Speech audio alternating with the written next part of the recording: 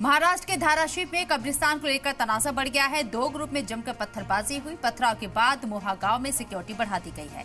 फिलहाल किसी जाने या माली नुकसान की खबर नहीं है।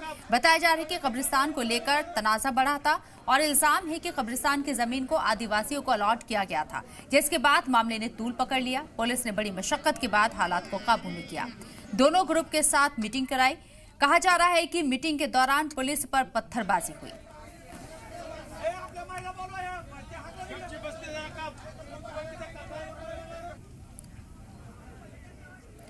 हमारे नुमाइंदे अमजद हमारे साथ मुंबई से लाइव मौजूद है, सीधे उन्हीं का रुख करते हैं। अमजद, अभी सूरत हाल क्या है, पूरा मामला डिटेल में आपसे समझने की कोशिश करेंगे। हाँ, देखिए मामला जो है लगातार उस वक्त तूल पकड़ लिया जब सरकारी जमीन को कहते हुए कब्रिस्तान के ऊपर जो सरकारी जमीन जो है वो कहते हुए कहीं ना कहीं आदिवासियों को दे दी गई। उसके बाद से ये विवाद जो है लगातार गहराता हुआ नजर आया, क्योंकि वहां के स्थानीय जो लोग हैं उनका साफ तौर पे ये कहना था कि 3 दशकों से तकरीबन कई सदियों से ये जो है कब्रिस्तान के अंदर हमारे आधा अजदाद की जो है वो दफन है, लेकिन इसको कहीं ना कहीं सरकार की तरफ से जो है वो अलॉटमेंट किया गया है। तो ये कहीं ना कहीं सरकार ने जो काम किया है वो काफी गलत काम किया है और लगातार हम ये विवाद देखते जा रहे हैं कि धाराशिव के अलावा भी लगातार महाराष्ट्र के अलग अलग इलाकों में इस तरह के विवाद जो है लगातार गिराते हुए नजर आ रहे हैं। हालांकि उधर के हालात की सूरत हाल की बात करें तो वहां पर हैवी डिप्लॉयमेंट जो है पुलिस फोर्स का कर दिया गया है और पुलिस की एक्स्ट्रा टीम जो है मौके पे मौजूद है और स्थिति को नियंत्रित करने के लिए लगातार फ्लैग मार्च और तमाम जो फोर्सेस है वो कहीं ना कहीं अनाउंसमेंट करती हुई नजर भी आ रही है। और साफ तौर पर वहां के स्थानीय लोगों का साफ तौर पर ये कहना है कि पुलिस जो ये फैसला आया है ये फैसला कहीं ना कहीं आयन के भी खिलाफ है, क्योंकि लगातार ये जो कब्रिस्तान के लिए जो जमीन है ये काफी दशकों से ये जमीन हमारे पास है और आज एक अचानक जो है एक बैग जो है इस तरीके का सरकार की तरफ से फैसला आता है और सरकार ये कब्रिस्तान को जो है एक आदिवासी लैंड कह के आदिवासी को दे देती है। तो ये कहीं ना कहीं सरकार का भी कहीं ना कहीं सोचना होगा, क्योंकि ये जो जमीन है ये कहीं ना कहीं कब्रिस्तान की जमीन। कितना पुराना ये पूरा मामला है और जो आज मीटिंग हुई, कहा जा रहा है कि मीटिंग के दौरान पुलिस के ऊपर पत्थरबाजी हुई, कैसे पूरा मामला बढ़ा? देखिए उधर पे जब स्थिति जो है वो जब तनावपूर्ण हो गई, क्योंकि कब्रिस्तान का देखिए सेंटीमेंट जो होता है और शब्द में ये बता दूं आपको कि कब्रिस्तान हो चाहे वो मस्जिद हो, ये जो दोनों ही जगह होती है कहीं ना सरकारी जमीन पे बनाई जाती है, ना कि ये कोई जगह कब्जा करके बनाई जाती है, क्योंकि जो इस्लाम जो है ये दोनों चीजों की इजाजत देता ही नहीं, चाहे वो मस्जिद हो चाहे कब्रिस्तान हो। तो उनका साफ तौर पर ये कहना था कि कब्रिस्तान की जो जमीन है हमारे आबा अजदाद की जमीन है और ये कई दशकों से ये जमीन के अंदर हम लोग जो है यहाँ पर जो है लोगों को दफन करते हुए आ रहे हैं, हमारे कई पुरखे जो है इसके अंदर जो है वो दफन है।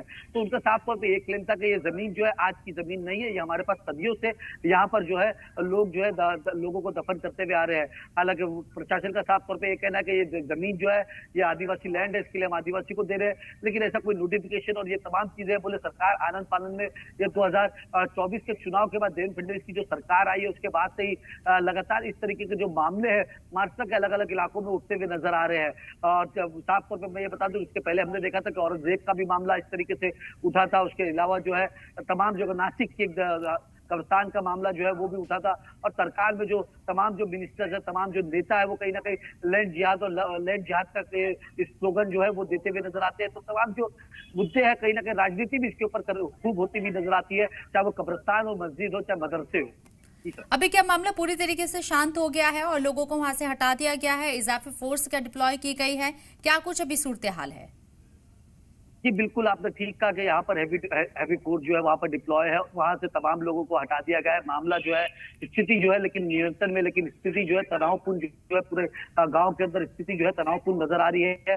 और साफ तौर पर लोगों का ये कहना है कि अगर सरकार हमारी नहीं सुनती है तो इसका मामला देखना ही होगा कि इसका मामला जो है आने वाले वक्त में कोर्ट जाता है, तमाम चीजें जो है वो कहाँ होती है। लेकिन वहाँ के जो स्थानीय लोग हैं उनका साफ तौर पर ये कहना है कि ये जो फैसला आया कहीं ना कहीं ये फैसला हमें मानने नहीं है, क्योंकि ये हमारी जो जमीन है हमारे आबा अजदाद की ये जो कब्रें हैं इसको हम कैसे छोड़ दें। बिल्कुल अमजद, पुलिस पर पत्थरबाजी कैसे शुरू हुई ये भी आपसे समझने की कोशिश करेंगे, क्योंकि आप कह रहे हैं कि कोर्ट के जरिए जो फैसला आया है उसके बाद यहाँ आमने सामने दोनों फरीक के लोग आ गए हैं। कोर्ट ने अपने स्टेटमेंट में क्या कुछ कहा है? नहीं नहीं नहीं नहीं, कोर्ट का फैसला नहीं आया। आने वाले वक्त में जो है फरीक जो है वो कोर्ट जा सकते हैं, इस तरीके की वो बात कह रहे थे। और साफ तौर पे मैं ये बता दूं सपना, मैं उधर पे इस मामले को इस तरीके से मामला तूल पकड़ा है, क्योंकि जब वहां पर बात हो रही थी तो विवाद जो है वहां पर बातों से बढ़ता हुआ नजर आने लगा। फिर उसके बाद जब विवाद बढ़ा तो कहीं ना कहीं जो कुछ लोग थे वहां पर पत्थरबाजी करते हुए नजर आए, अफरा तफरी का माहौल हो गया वहां अमजद, पर। आपसे एक चीज समझने की कोशिश करेंगे, ये डिक्लेयर किसने किया कि जो कब्रिस्तान की जमीन है ये आदिवासी लैंड है और उन्हें दे दिया जाए?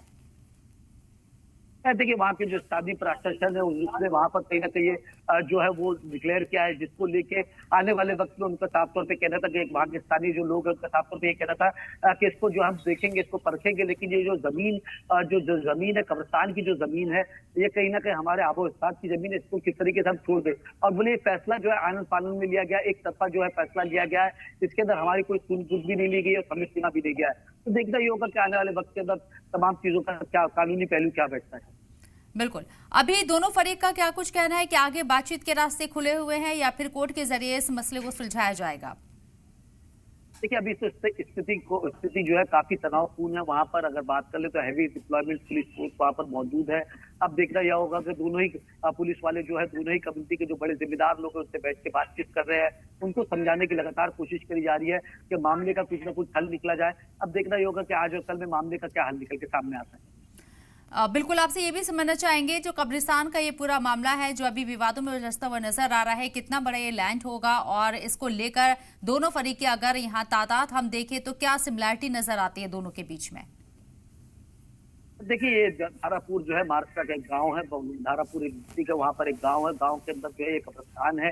और वो कब्रिस्तान के अंदर अगर बात करें दोनों ही कम्युनिटी की, तो दोनों ही कम्युनिटी जो है एक जमाने से दोनों ही लोग जो है भाईचारे से जो है वो रहते हुए नजर आ रहे थे। इस तरीके के विवाद जो है उधर सुनाई नहीं दिया करते थे, लेकिन अभी इस वक्त ऐसे हालात है, क्योंकि जब से ये देखा जा रहा है कि जब से सरकार के अंदर बीजेपी की सरकार जब से आई है, देवेंद्र फडणवीस का, इसके पहले के जब मुख्यमंत्री थे तो इस तरीके के जो फैसले हैं वो नहीं दिखाई देते थे। लेकिन ये 2024 के बाद ये लगातार विवादित बयान जो है सरकार की तरफ से लगातार जो नेता है वो नेता लगातार देते हुए नजर आ रहे हैं। इससे पहले भी हमने देखा था कि नासिक के अंदर भी कब्रिस्तान का जो है ऐसी विवाद जो है वो उठाता हुआ गहराता हुआ नजर आया था। उसको भी कहीं ना कहीं लैंड जिहाद का जो है मामला है जो वो तूल पकड़ता हुआ नजर आया। और इसी तरीके से बहुत सारी अलग अलग मस्जिदें हैं, बहुत सारी दरगाह है, जिसको लेके कहीं ना कहीं बहुत सारे विवाद जो है वो गहराते हुए नजर आए। क्योंकि इसके पहले भी हमने देखा बहुत सी जगहों पे तो कोर्ट ने हस्तक्षेप करके जो है स्टे दे दिया है, बहुत सी जगह जो है वो विवादित जमीन कह के और तमाम चीजों को जो है वो विवादित कह के जो तमाम चीजें हैं वहां पर जो तनावपूर्ण माहौल जो है वो गहराता हुआ नजर आ रहा है। जैसे गोहा गांव की बात करें तो गोहा गांव के अंदर